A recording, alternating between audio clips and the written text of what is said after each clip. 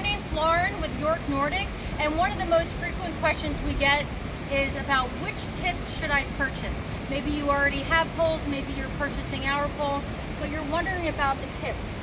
One of the tips is, this is the traditional Nordic walking tip. It's a tapered tip, it's boot shaped, and it offers a nice V-tread on the bottom for traction. It is round like a rocking chair or like a boot, and the reason for that is when we're doing traditional Nordic walking with a Nordic grip and we're planting the pole at an angle behind us and straightening our arm, what we want is this tip to have maximum contact with the ground, and where that happens is right in the middle of that rocking position. And if you notice, when the tip has maximum surface contact with the ground at that center point, the pole is at a 45-degree angle, and that is where I'd be pushing off in the traditional Nordic walking position. So that's the reason why we use a tapered tip when we're Nordic walking. Now the other tip is a round rubber tip like this. It's nice and long. It's about the size of a golf ball, and it's essentially 5 tapered tips around a center point.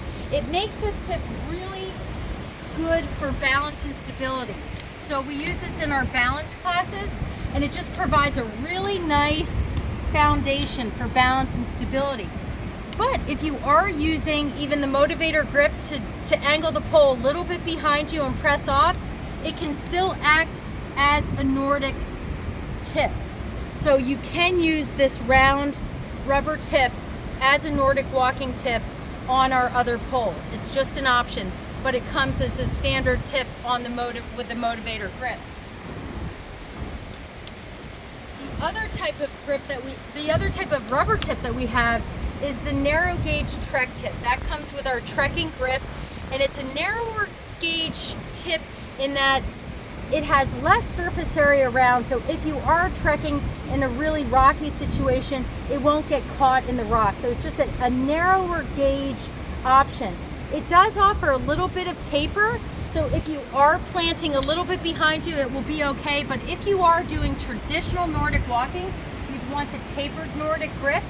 If you're focused on balance and stability, the round rubber tip is best. But if you're trekking in variable terrain and you want a narrow gauge tip, the narrow gauge trekking tip is best. So again, just to give you a close-up, these are the 3 types of tips.